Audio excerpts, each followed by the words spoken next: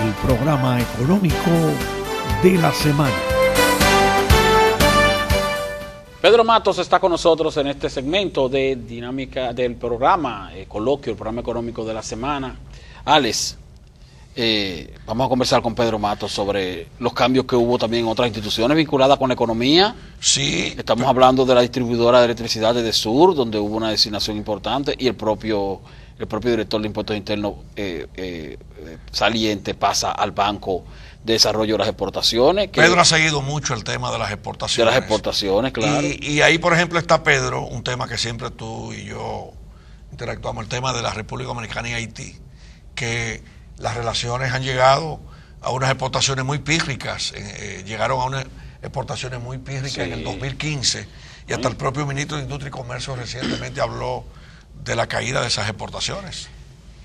Bueno, ese es un tema que siempre hemos analizado en el programa y en el segmento de Impuestos y Negocios. Es un tema que tiene sus raíces. Estuve chequeando ahí que la CEPAL hizo un estudio, y a usted no le gusta que le hablen mucho de... Hable de todos los estudios que usted quiera. De esos organismos internacionales.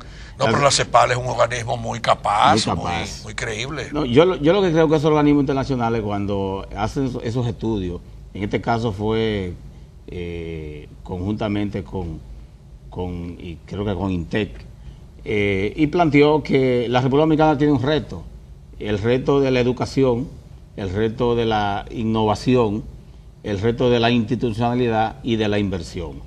Y los cuatro retos encajan en lo que pudiera ser la competitividad para crecer en las exportaciones.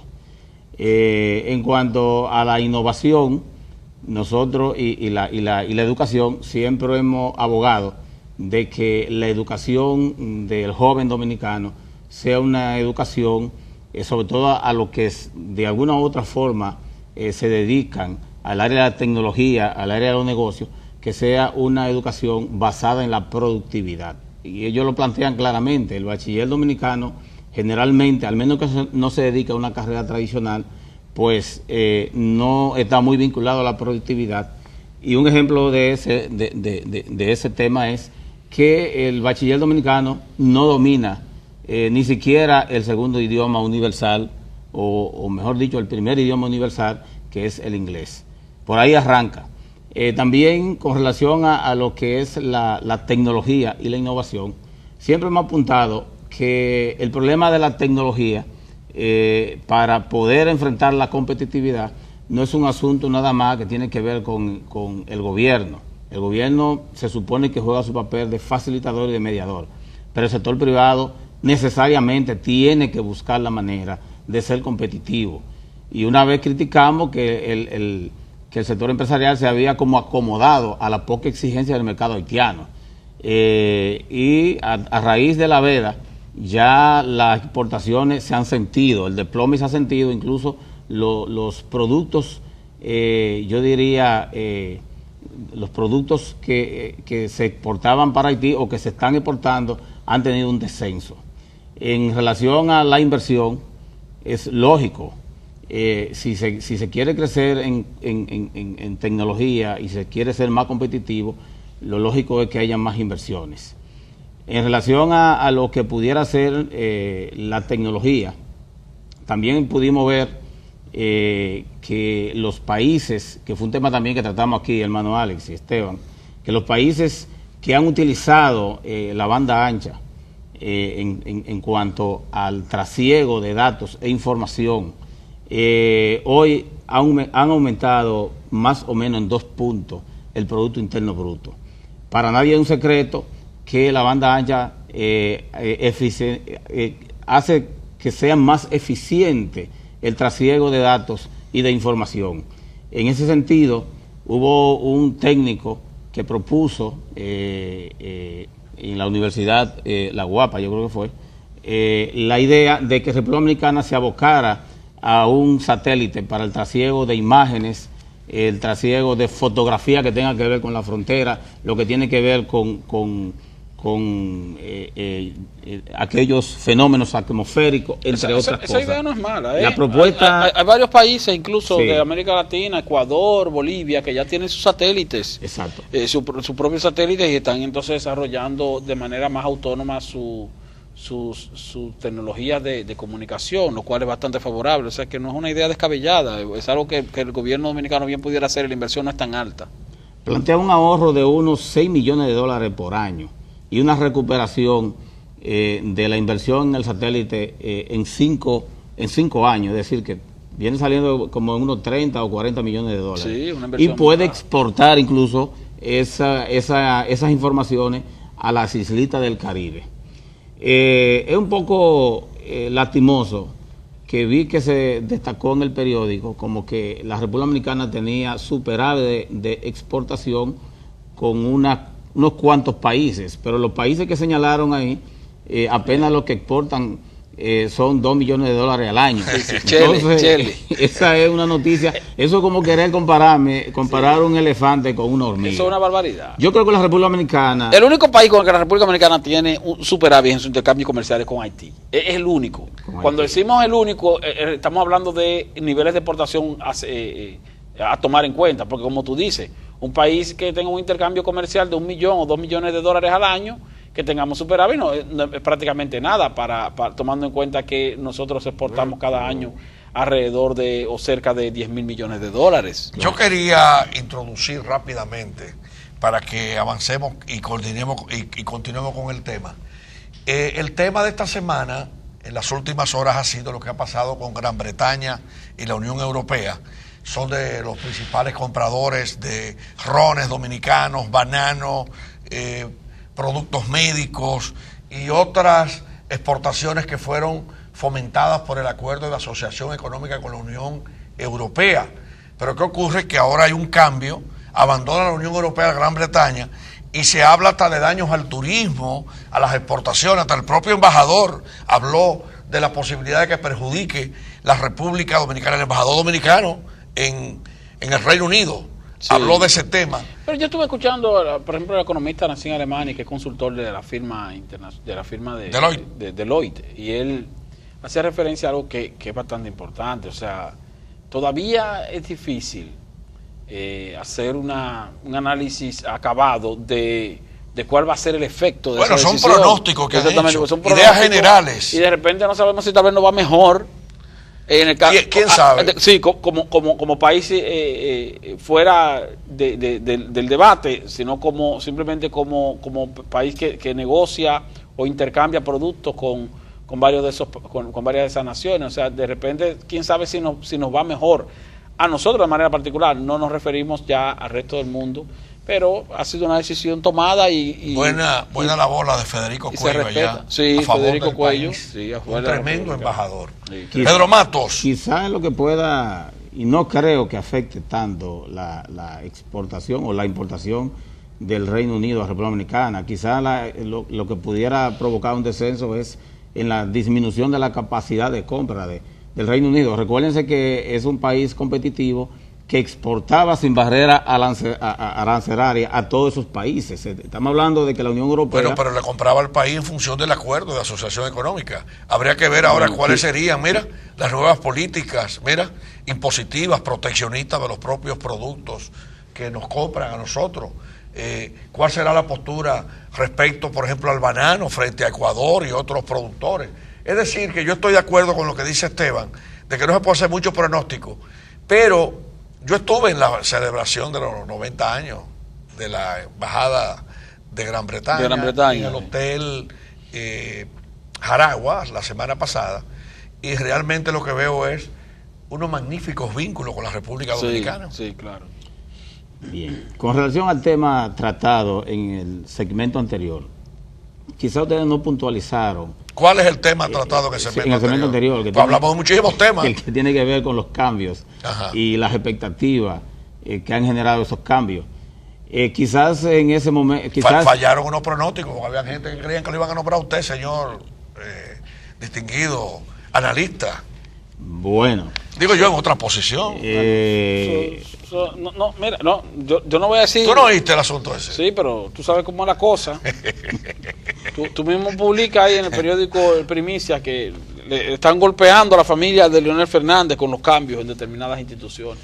Bueno, por lo menos tocó la familia de Leonel, el del Seguro Social. Pero ¿cuál fue el aspecto que no tocamos? Eso tocamos, Pedro. Sí, en el segmento anterior, relación con los cambios. Fíjate que el cambio en parte tiene que ver con lo que se está discutiendo en los diferentes sectores relacionado entre si hay reforma, si hay pacto o si no hay.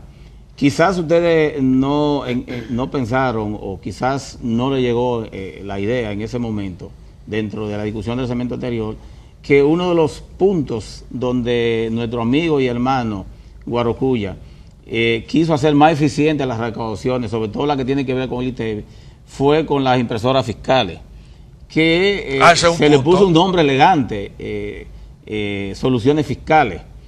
Se está hablando de varios elementos y el elemento que más se destaca dentro del debate es eficientizar las recaudaciones. Y precisamente, como bien puntualizó Basilio, al elegir el nuevo director, es posible que él vaya en tono a eficientizar las recaudaciones.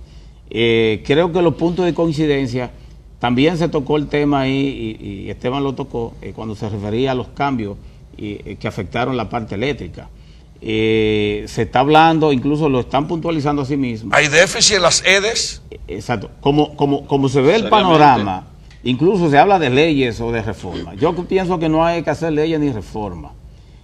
Hacienda tiene todas las leyes que necesitan, incluso en lo que es el Plan Nacional de Desarrollo, está todo pautado en función de hacia dónde va la República Dominicana, y las leyes de Hacienda son claras en cuanto al financiamiento y la sostenibilidad del gasto. Ahí están las leyes que tienen que ver para regular las deudas, las leyes que tienen que ver para regular la contabilidad del Estado. Todas esas legislaciones, cumplirlas, pero todas esas legislaciones existen, están en vigencia. Entre el 2004 y el 2009, 2010, se aprobaron todas esas legislaciones, como dice Pedro. Sí. Pero el cumplimiento, lo que pasa es que no se cumplen. debate. Ese es el problema. Bueno, pero pienso que se han logrado, y sin hacer a veces. Ustedes me dijeron una vez que yo estaba alineado, ya tengo que cuidarme. Aquí la misión mía en este programa es decir la verdad, y sobre todo en el segmento. Han habido datos muy positivos. Por ejemplo, se destaca el dato de que la cuenta única ha llevado hacia sus arcas más de 1.000 millones de pesos. Y permítame decirle que solo con esa es la de la tesorería. La de la tesorería. Pero eso es muy poco. Bueno, eso es muy poco. Pero se ha avanzado poco en eso de la cuenta única.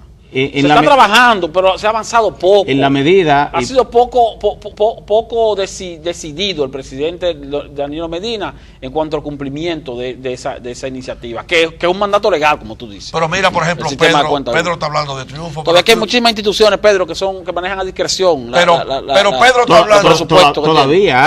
Pero Pedro está hablando de triunfo y aquí el pueblo no sabe cómo manejan el presupuesto nacional. Bueno, pero... Falta transparencia.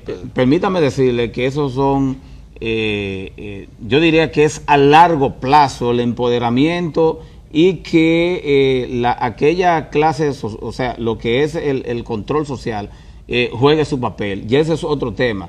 Ahora, vámonos a la parte que tiene que ver con el debate, lo que tiene que ver con el pacto, lo que tiene que ver con todos estos elementos que se están discutiendo. Ya Pérez dijo que no hay nuevos impuestos. No debe haber publicado en los periódicos. Ni aumento tampoco. Eso no es responsabilidad del gobierno. Por eso es que yo entiendo.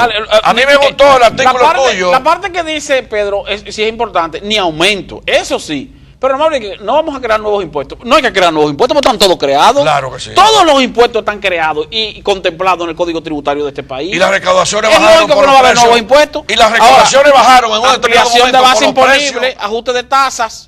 Lo que no debe haber, como dice Pedro, lo que no debe haber es aumento de impuestos. De eso que debería hablar el gobierno. No vamos a aumentar ni vamos a ampliar base imponible. Pero eso no lo dicen. Exacto. Si lo dicen, no lo cumplen. Yo me alineo. Además lo prometieron en las elecciones, que no iba a haber aumento de impuestos. No, que no iba a haber nuevos impuestos, pero aumento. Pero también deben aclarar esa parte.